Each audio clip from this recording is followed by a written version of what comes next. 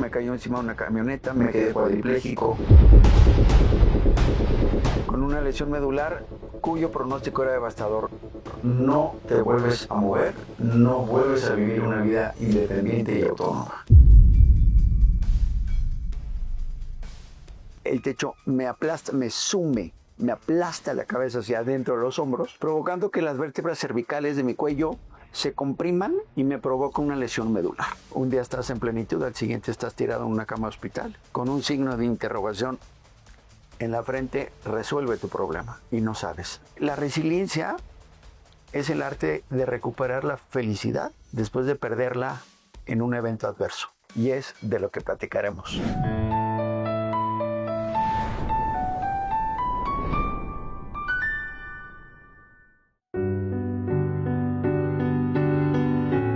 Miedo, desesperanza, incertidumbre, ansiedad. ¿Por qué el mundo moderno nos hace sentir así? Cada vez más personas buscan algo que les dé sentido. ¿Y si la respuesta estuviera en el amor? En ese amor que no se queda en palabras, que se entrega en lo pequeño, que transforma lo cotidiano. El amor que nace del amor de Dios y que nos impulsa a vivir para los demás. Amar con libertad, con alegría, con profundidad, porque solo así podemos amar al mundo apasionadamente. Señoras y señores, bienvenidos a este segundo capítulo de Amar al Mundo Apasionadamente. Mi nombre es Héctor Jiménez Landín y el día de hoy tenemos el privilegio y el placer de conocer la historia del ingeniero Fritz Thompson Lenz. Él es ingeniero mecánico y licenciado en Economía por la Universidad de Texas, además de contar con una maestría en Administración de Empresas por la UTLA y en Alta Dirección por el IPADE. Adicional a eso, e incluso podemos decir por encima de eso, que es muy relevante, pues es un sobreviviente. Y por eso es que nos parece muy relevante que todos conozcamos su historia y sus lecciones.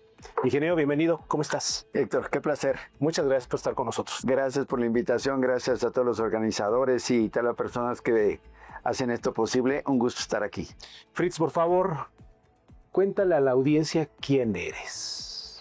Bien, lo primero que a mí me importa mucho es que la audiencia entienda que soy un ser humano común, que ha vivido un cierto proceso en su vida donde aprender fue obligatorio, ¿no? Platico detalles. Sí. Un día, tan normal como tantos otros, salí a trabajar de la Ciudad de México rumbo a Puebla. Del lado contrario de la autopista me salta una camioneta, aterriza en el techo del vehículo donde yo viajo, el techo colapsa, el techo me aplasta, me sume, me aplasta la cabeza hacia adentro de los hombros, ¿no? Provocando que las vértebras cervicales de mi cuello se compriman, se aplasten entre sí, se fracturen entre sí y me provoca una lesión medular. Una lesión en el sistema nervioso central que tenía un pronóstico de que yo no volvería a moverme, no volvería a tener reflejos de la lesión para abajo y no tendría sensibilidad. Con la agravante de que este tipo de lesiones son de por vida, dado que el sistema nervioso central no tiene regeneración.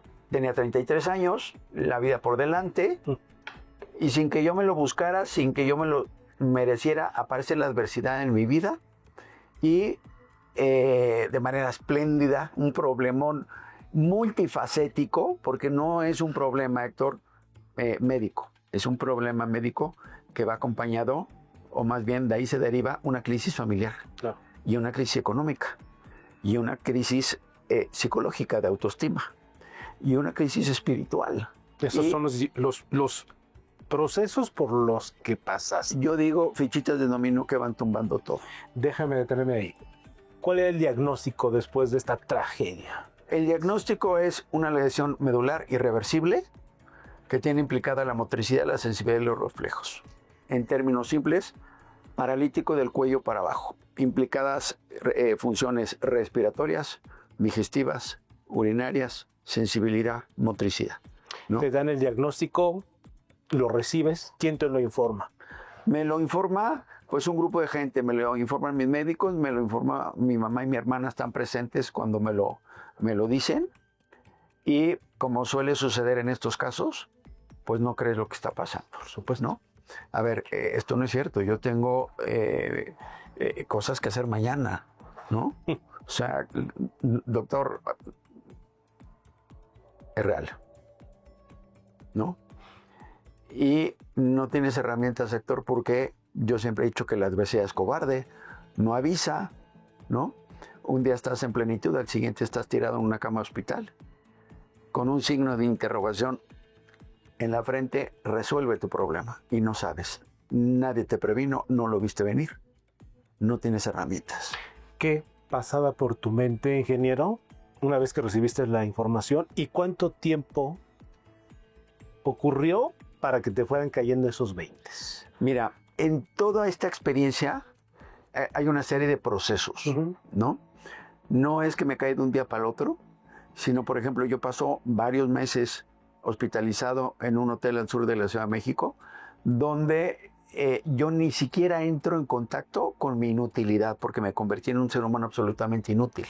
Y lo que pasa es que estoy rodeado de amigos, familiares, profesores que te abruman de cariño e irónicamente ni siquiera te dejan ver tu realidad, porque 3, 4 personas te quieren dar de comer en la boca, pero hasta que yo empiezo a cambiar a clínicas de rehabilitación donde yo me doy cuenta que no puedo ni siquiera eso, claro, ¿no? Me empieza a caer el 20 de que el problema es mucho más grande de lo que yo lo había dimensionado al principio, porque al principio, ¿no? Y me permito poner el ejemplo de los funerales. Cuando alguien fallece, pues en el funeral todo el mundo te arropa, pero tarde o temprano la vida regresa y a la semana ya los 75, 100 personas que te acompañaban ya te quedas con 3, 4 y al mes ya estás solito. Te quedas con tu realidad. Y entonces tú tienes que lidiar con tu problema solo. Y esta es parte de la naturaleza de la vida, ¿no? Tus problemas son tuyos, tus problemas no son de la humanidad. Puede haber gente solidaria, correcto, pero tú tienes la tarea de resolverlos, ¿no? Yo tenía la obligación de resolver una cuadriplegia, no era la gente a mi alrededor. Y cuando el ser humano entra a esa realidad de que no está preparado para lo que la vida lo tiene esperando, hay una caída catastrófica, emocional, ¿no? Dices, a ver, esta vida no me gusta. No me gusta la viudez, no me gusta el desempleo, no me gusta la cuadriplegia. Antes yo era feliz y entonces, por lo general, viene un sentimiento de la reacción natural es no aceptar. Es que yo era feliz antes con mi motricidad completa. Es que antes yo disfrutaba de mi fútbol, es que antes yo era autónomo. Y de repente tengo una realidad que no me gusta y que no me puedo deshacer de ella. Y es entonces cuando el ser humano tiene que responderle a la vida. Pero ¿qué es lo que pasa? No estás preparado. Nadie te enseñó a lidiar con una viudez. Nadie te enseñó a lidiar con una enfermedad sorpresiva. Claro. Nadie te enseñó a lidiar con un ambiente hostil en la escuela. Claro. ¿No? Estoy hablando de un caso de bullying, por ejemplo. Y al no saber lidiar con la adversidad, ¿no? Muchas veces la persona que está pasando por ese proceso de sufrimiento, en lugar de resolver, empeora las cosas. Y como fue mi caso, ¿no? Muchas veces, cuando estás cuadripléjico, pues vives procesos de frustración gigantescos. ¿Cuál fue el peor proceso en estas circunstancias, ingeniero? ¿En qué momento, en qué año? ¿Cuál fue el momento de mayor penumbra o...? Me cuesta mucho trabajo decir uno en concreto. Hubo varios.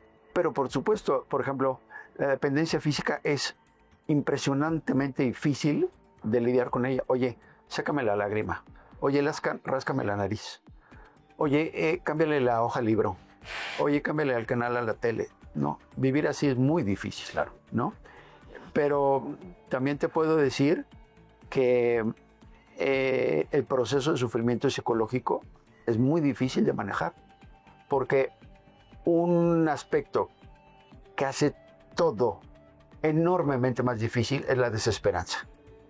Cuando te dicen, oye, traes un problemón, pero el problemón va a pasar, entonces dices, bueno, paciencia.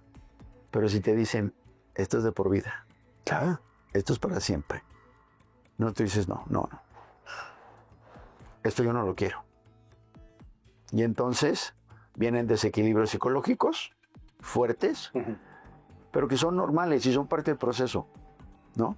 Tú no puedes vivir ciertos eventos dolorosos sin el correspondiente sufrimiento. Claro. Hablas de la desesperanza. Eso nos lleva automáticamente a preguntarte, ingeniero, ¿en qué momento recuperaste la esperanza por la vida? ¿Porque estuvieras bien? ¿Por qué? ¿Y qué fue lo que te provocó voltear a ver esa luz? Mira, en todo lo que yo viví no hubo un momento determinado donde sucedieron las cosas. Todo fueron procesos. Eso es relevante, ¿no? Sí. No es que yo un día al otro desperté y ya tenía esperanza. Pero lo que yo te puedo decir es que mi realidad era tan triste, tan pesada, tan desagradable, que yo quería salirme de ser el centro de atención, porque yo tuve la suerte de tener condiciones muy favorables, donde, como decía hace un momento, la gente me apoyó emocional y anímicamente, pero llegó el momento después de meses, donde dices, quiero dejar de ser el centro de tanta atención, quiero llorar mi problema y quiero empezar una guerra contra mi adversidad, pero solo, ¿no? ¿Quisiste estar solo para poder enfrentar tu proceso? Sí, te explico por qué. Yo siempre he dicho que este tipo de eventos, ¿no? Es como cuando tú avientas una piedrita en un lago calmado, ¿no? Hay una onda expansiva donde tú destrozas la vida de todos los que te aman, ¿no? Tu madre sufre de verte paralítico en una cama. Tus familiares cercanos, tu hermana, tus amigos, tus compañeros, ¿no? Tú dices, a ver, yo quiero que el mundo siga girando y déjenme mi bronca a mí, porque finalmente mi bronca es mi responsabilidad. La resiliencia es el arte de recuperar la felicidad después de perderla en un evento adverso. A ver, recuperar mi felicidad es mi tarea, es mi chamba. Los seres humanos tenemos que entender que nadie puede ser feliz por nosotros. Yo no puedo ser feliz por ti, Héctor. Claro. Mi mamá no puede ser feliz por mí. Mi pareja no puede ser feliz por mí. Hay que entender eso en la vida en pareja, ¿no? Eso de que cuando alguien dice muy románticamente, es que tú me haces feliz, pues no es sano. Bueno, y además no es cierto. No es cierto. Esas dependencias emocionales no son buenas. Claro. A ver, mi felicidad es mi responsabilidad. Así es. Y yo ahorita tengo mi felicidad enterrado bajo toneladas de problemas y yo la tengo que escarbar para volver a encontrarla. Pero no sé por dónde queda. Tengo que empezar a escarbar por todos lados. ¿Cómo vuelvo a ser feliz con una situación tan adversa donde alguien te tiene que dar de comer en la boca, donde tienen que hacerte los procesos básicos de vida, de asearte, de vestirte, etcétera? Déjame seguir con esta narrativa. Una vez que decidiste encontrarte solo para identificar tus fortalezas, tus debilidades, en ese proceso de estar escarbando hacia el fondo, ¿qué estabas buscando y qué encontraste? Mira, lo primero que un ser humano tiene que encontrar después de una crisis es aceptación. Tú no puedes ser feliz después de una adversidad si tú no aceptas que tu vida pasada terminó. Ya no es así. En mi caso, ¿no? Mi vida pre-accidente, de plenitud física, de ejercicio, de fútbol, de autonomía, ya no más. Aceptar. En otros ejemplos de la vida, ¿no? Cuando tú pierdes un ser querido, la ausencia de ese ser querido la tienes que aceptar para tú retomar la vida siendo feliz sin esa persona. Entonces, la aceptación es un proceso elemental en un proceso resiliente. Si tú no aceptas que un ciclo de la vida terminó y ha llegado el momento de empezar uno distinto, que no es necesariamente peor, pero como el pasado te gustaba, Claro. lo vas a añorar. Oye, es que a mí me gustaba vivir en pareja, pero ¿qué crees? Falleció tu pareja. Ujú. Oye, es que a mí me gustaba mi puesto de director general de un corporativo grande y no me gusta el desempleo. Pero si aceptas tu presente, ¿no?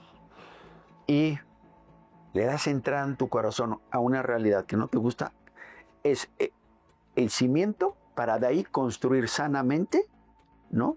Una relación positiva con la vida. Dejas de estar en guerra con tu realidad, Una relación positiva con la vida, ingeniero. pero con una vida que no te gusta. ¿Cómo es eso?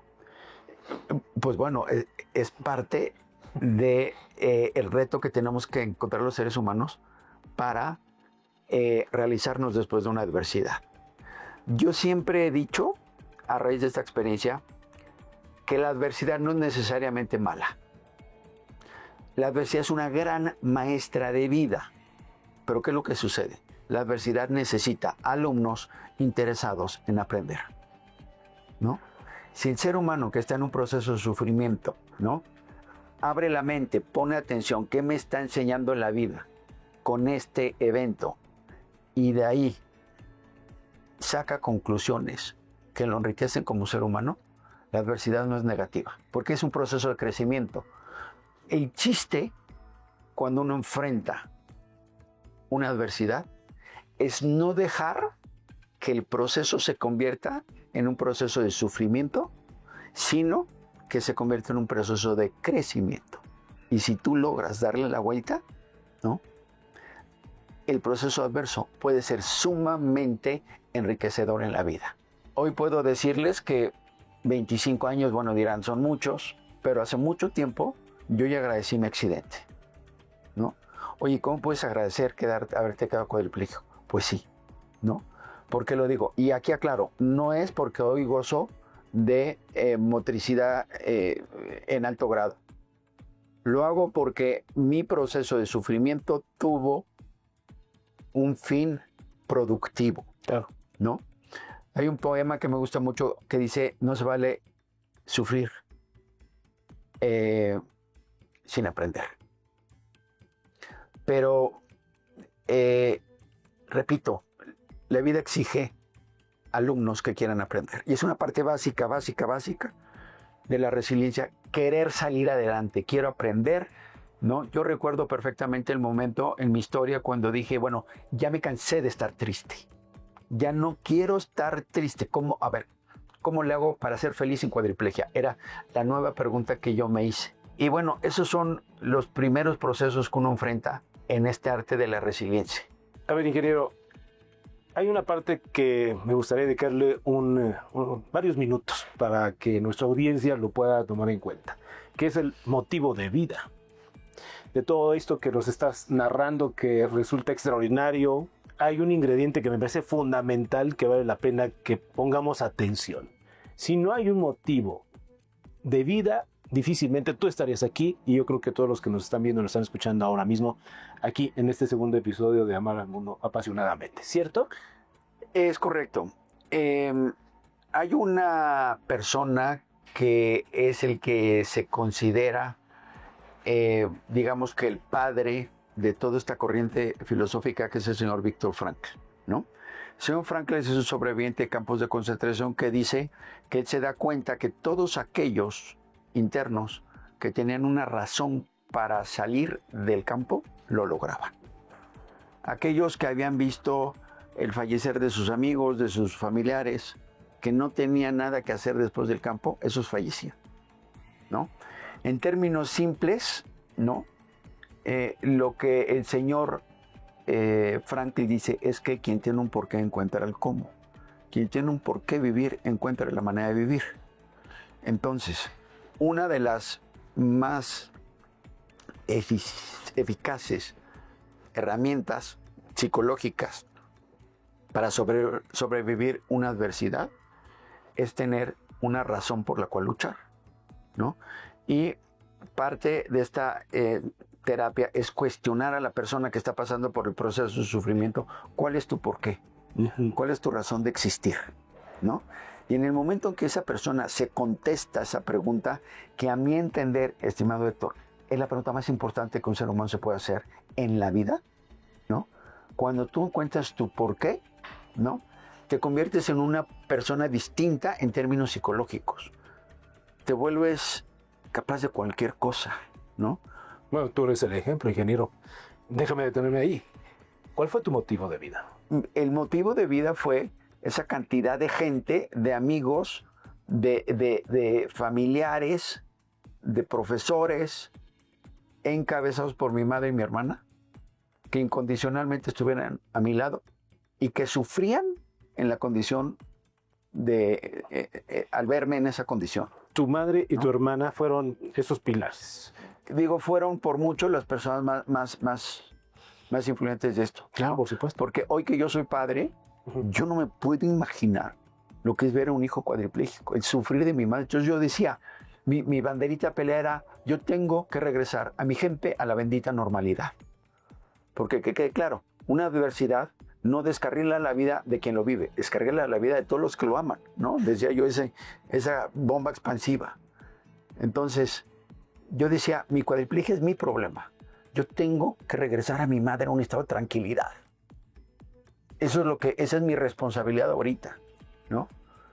Y muchas veces lo intenté en términos de hablar con ella. Pero a ver, ¿cómo quieres tranquilizar? Hazle entender a tu padre o a tu madre. O sea, el amor es instintivo y ver sufrir a una persona que amas no es fácil. Pero el punto importante que yo quisiera transmitir aquí es que en el momento en que yo encontré mi por qué, también encontré el cómo, ¿no? Y aclaro, no es instantáneo, pasas por procesos, todos estos procesos. ¿Cómo fue el cómo, ingeniero? Por ejemplo, o sea, estás muy frustrado y te quieren poner a rehabilitar. Y tú dices, ¿para qué voy a rehabilitar si el diagnóstico es que no me voy a mover? Y luego piensas, es que a las 6 de la mañana, a las 6 de la tarde va a llamarte tu mamá y va a preguntarte qué hiciste en tu terapia. ¿Sabes qué? Vamos a pegarle a la terapia. Porque el objetivo era que ya no sufriera. No, y quiero aclarar algo que resulta muy impresionante. Mi por qué ni siquiera era mi persona. Mi diagnóstico era tan fuerte de enfrentar que yo decía, simplemente quiero quitarle el sufrimiento a los demás. Claro. ¿No? Tiempo después los psicólogos me echaron en cara eso. Me dijeron, oye, tú debiste haber salido adelante por tu deseo de reconstruir tu vida. Pero el diagnóstico fue tan fuerte y tan devastador que yo ya no consideraba la reconstrucción de mi vida como un escenario viable. Me refiero a la reconstrucción motriz de mi vida. Yo decía, es que pues yo tengo que aprender a ser feliz en esta condición. Y yo me visualizaba así dando clases de finanzas en silla de ruedas, con asistencia en una computadora. Ese era el futuro como que yo pensaba. Pero yo no consideraba que mi recuperación física era una posibilidad. Y aquí quiero dejar algo bien claro. La resiliencia no es necesariamente una recuperación física, ¿no? A ver, si yo meto la mano en una máquina y me la corta, la resiliencia no es que vuelva a crecer la mano. La resiliencia no es que un cuadripléjico camine. La resiliencia es pasar por un proceso de crecimiento mental, de cambio de pensamiento, para evitar el sufrimiento. Que tú aprendas a ser feliz sin tener una mano. Que tú aprendas a ser feliz con capacidad diferente. Que tú aprendas a ser feliz en la viudez. Que tú aprendas a ser feliz después de haber vivido un evento de violencia social, secuestro, qué sé yo, ¿no? Donde no tengas miedo, donde vuelvas a estar en un estado preadversidad. Esa es la resiliencia. Y lo que yo invito al público es que entiendan que toda adversidad es superable y toda adversidad es capitalizable para el bien del ser humano. Superable y capitalizable. Así es. No hay dolor en la vida que el ser humano no pueda poner en el pasado y darle punto final. y no hay adversidad que no pueda provocar crecimiento en el ser humano. Pero repito, el ser humano tiene que querer crecer, tiene que querer aprender. Déjame preguntarte algo, ingeniero. ¿Todos somos resilientes? ¿Todos tenemos esa cualidad? ¿Nacemos con ella? ¿La vamos fomentando? ¿Nos la aprenden? ¿Nos la inyectan? ¿Nos la... ¿Qué, ingeniero? La pregunta que hace Héctor es muy buena y muy importante. A ver, todos los seres humanos somos resilientes. ¿Por qué? La resiliencia no es una característica. O sea, no es una cultura, no es un grado de desarrollo intelectual. La resiliencia es un proceso. Estás en un estado de plenitud. Pasas a un estado de adversidad, haces un proceso y pasas a un estado post-adversidad de felicidad, de plenitud, ¿no? Un niño de kinder es resiliente, ¿no? Una cosa es que hagas el proceso resiliente sin darte cuenta, Claro. ¿no? Por instinto, por lo que sea, ¿no? Y una cosa es que aunque no lo sepas, a ver, me permito poner un ejemplo muy elemental. Un perrito machucado es resiliente. Le rompen una patita y hay perritos que están brincando en 3 patitas. Sí, claro. Eso es resiliencia. El perro está para arriba y para abajo. Eso es resiliencia. Algo mencionabas y me permito compartirlo con ustedes, señores y señores, que nos platicaba el ingeniero Fritz. La resiliencia debe ser una materia, debe ser un campo que debe de experimentarse, fomentarse desde las aulas, desde los primeros años. Mira, es mi entender. Tenemos que entender algo. La adversidad es parte de la vida. A todo el mundo nos va a tocar vivir cosas difíciles. Uh-huh. Y en todos los ámbitos. Yo digo, oye, la adversidad tampoco es como vacuna. Perdón, la resiliencia no es como vacuna que una vez que pasaste un proceso de sufrimiento no te vuelve a dar, ¿no? Claro. O sea, te puedes quedar cuadripléjico y luego perder a tu madre y a tu hermana y luego fracasar en los negocios. Y, o sea, esto no es vacuna, ¿no? Entonces, uno tiene que aprender que la vida tiene momentos de felicidad y momentos de dificultad, ¿no? De hecho, yo describo el arte de vivir la vida como la capacidad para disfrutar la plenitud, ¿no? Y manejar la adversidad. Esa es la combinación perfecta. Claro. Porque muchas veces tienes todo en la vida y no lo disfrutas, ¿no? Y, ¿no? Como en mi caso, yo añoraba los años de jugar fútbol y decía, ¿por qué no me di cuenta de la bendición que tenía al poder moverme libremente? Entonces, no lo disfrutas. Y hay que aprender a gozar la vida, ¿no? Cuando la vida lo permite. Y cuando la adversidad llega y se estanca en tu vida, tienes que tener la habilidad para manejarla, ya te echa al pasado y sigues viviendo. Ingeniero, ¿por qué nos tienen que pasar cosas tan tremendas en la vida para agarrarle sabor, para ser más consciente de nuestro día a día, para vivir el aquí, el ahora y el así? Pues bueno, la respuesta me cuesta trabajo decirla, ¿no? Porque yo vivo con la esperanza de que los mensajes que doy en mis conferencias y en mis libros le hagan entender al ser humano que uno no se necesita quedar cuadripléjico para gozar la vida. Ese es el ¿no? punto. Si alguien me pregunta que yo dé una sola respuesta de la lección más grande de mi cuadriplegia, es que yo aprendí a amar la vida. Aprendí a disfrutar de la vida. Y siempre digo, no se necesita quedar cuadripléjico para entender el valor de la vida, ¿no? Por favor, entiéndanlo sin pasar por un proceso de sufrimiento. Goza todo, goza la bendición de abrir los ojos en la mañana, porque cantidad de gente en el planeta hoy no los abrió. Y goza la simpleza en la vida. Fritz, por favor, platícanos tu faceta en el mundo del deporte como triatleta. ¿Cómo fue eso? Bien, Héctor, pues mira, una parte básica de la resiliencia es que tú aspires a algo, ¿no? Si definimos la resiliencia como regresar a la plenitud de vida implica tener algún tipo de logro, algo que te haga levantarte en las mañanas y realizarlo. Y puede ser muy variado y dependiendo de la persona. En mi caso fue lo deportivo, porque también era un poco la antítesis de la parálisis. Claro. Era un logro físico. Pero yo lo que quisiera que se lleve al auditorio es que en el momento en que tú tienes una idea que te cree tensión psicológica, tu vida se vuelve apasionada. Yo siempre hago esta pregunta en mis pláticas.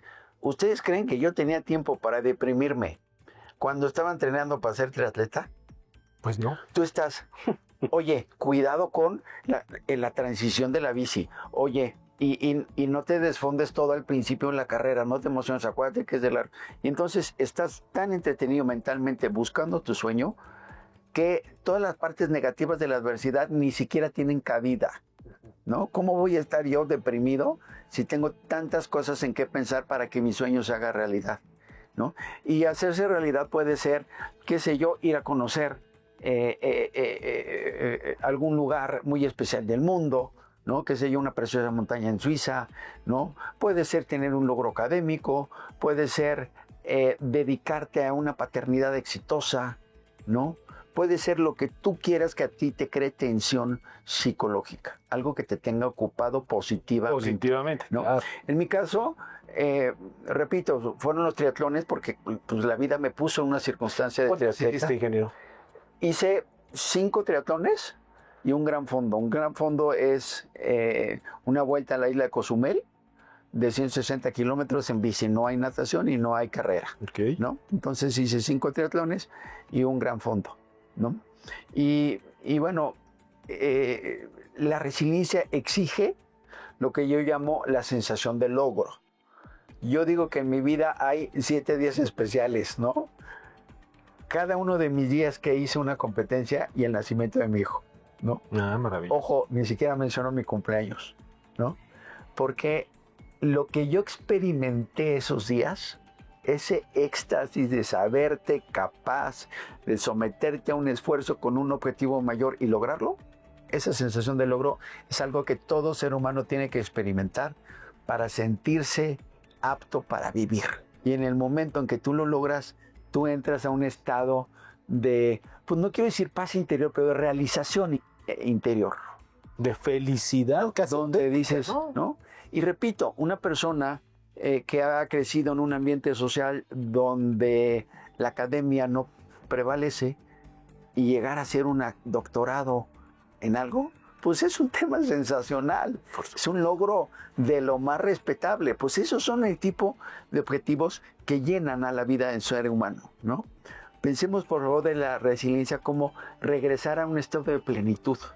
Y la plenitud en la vida del ser humano implica saber que tú tienes la capacidad de vivir plenamente.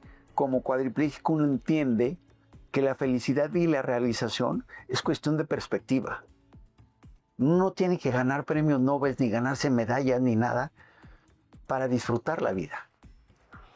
La simplicidad del proceso, de tener la maravilla de degustar un café con un amigo, de tener la maravilla de poder ser independiente en la vida, ¿no? Y te ayudar a los demás, ingeniero. Tú estás haciendo eso. Desde compartirnos esta experiencia en este segundo episodio de Amar al Mundo Apasionadamente, de darte el tiempo de escribir esta publicación, Resiliencia, siempre se puede, cómo superar los golpes de la vida, sanar heridas y seguir adelante. Bueno, esto es para llevarlo todos los días y tenerlo, no solamente tenerlo, hay que leerlo por supuesto, sino tenerlo a la mano y consultarlo. Regresábamos un poco a tu comentario de que esto se debe enseñar en la vida como si fuera materia de primaria. Sí. Porque lo mismo sufre un niño en sus primeros años que tiene una experiencia de divorcio de sus padres, ¿no? La adversidad no discrimina a cualquier edad, en cualquier nivel socioeconómico, vives adversidades, ¿no? Y la plenitud de vida radica en la habilidad del manejo de las crisis. ¿Qué haces con eso que te ocurre? Nadie te enseña. Ingeniero Fritz Thompson Letts, después de esta enorme experiencia de vida, para ti y para las personas que nos están viendo ahora, en cualquier momento del día, ¿qué sigue? Disfrutar la vida. ¿Qué sigues aprendiendo de esto, ingeniero? Mira, Porque das conferencias en todos lados, afortunadamente, en el país, a nivel internacional, tienes varias publicaciones. ¿Qué viene para ti en la vida? Mira, ¿Qué se te puede poner enfrente y que no puedas entenderlo, afrontarlo y asimilar?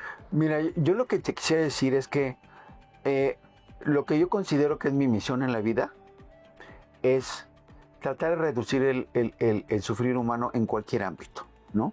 Gracias a Dios tengo un trabajo que me hace muy feliz, que es tratar de mandar este mensaje, ¿no? Y yo quisiera mandarlo por muchos años a la mayor cantidad de gente posible. En este libro menciono que parte de ese proceso de superar problemas es el momento en el que tú agradeces mi problema.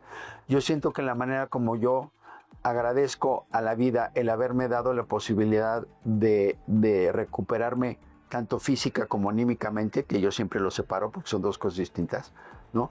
Es el tratar de enriquecer la vida de los demás por medio de mi experiencia. Si mi experiencia sirve de algo, mi accidente tuvo sentido, mi accidente no pasó en vano. Claro. Y mi accidente y el subsecuente sufrimiento y la parte difícil pasan a ser de valor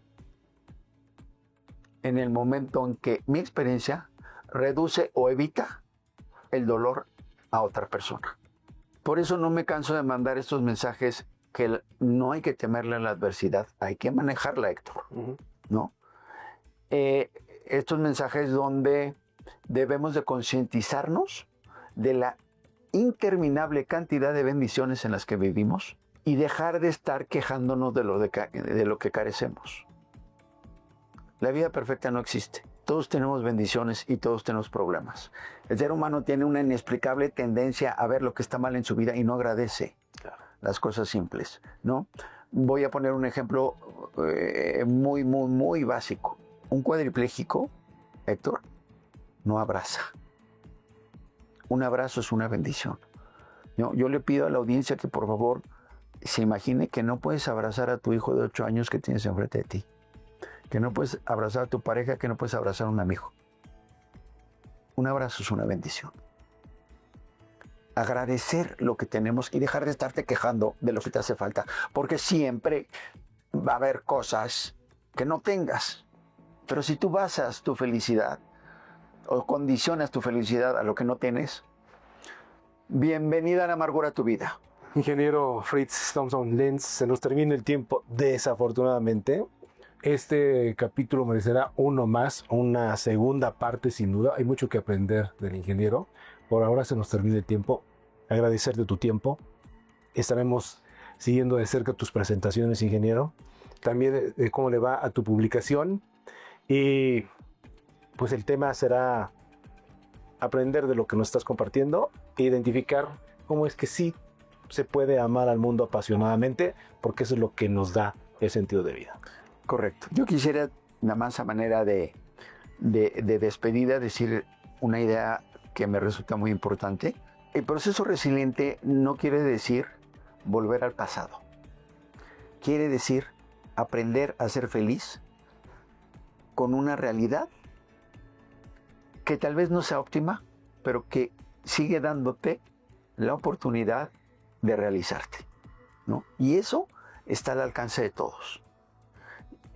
Yo invito al público mucho a esta reflexión. Una vida post-adversidad no es una vida sin felicidad. Muchas gracias, ingeniero.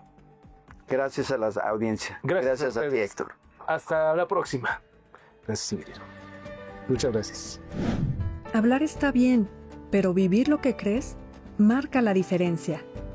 Recuerda lo que decía San José María, que tu vida no sea una vida estéril.